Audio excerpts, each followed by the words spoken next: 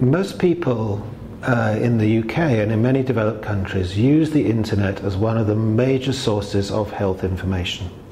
And that's a situation which is relatively recent, and it's a situation which we have to understand. And the purpose of our report is to understand that situation and to find ways of assisting people in the best possible way to live in this new world of health information.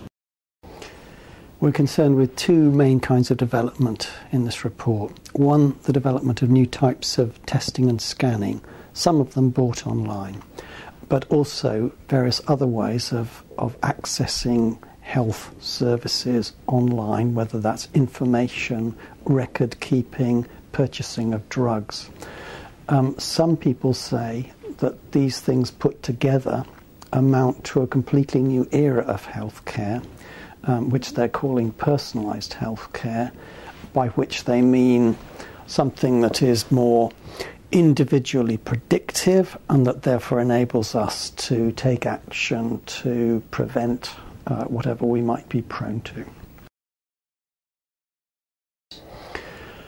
In general, we think that the promise of many of these developments has yet to be fully delivered on, but you should bear in mind that the types of testing and scanning that we're concerned with are direct consumer testing and scanning, not other kinds of testing and scanning that are available only through medical practitioners. We think that there's potential. We think that potential has yet to be fully realised.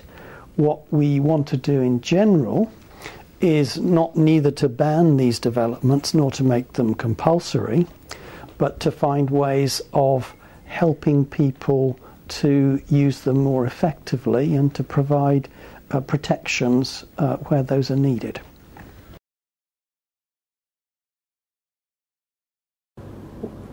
We've seen a general move in many areas of policy, certainly in Europe and in the United States, to ask people to take increased responsibility for managing their health conditions. And at first sight, that seems absolutely right.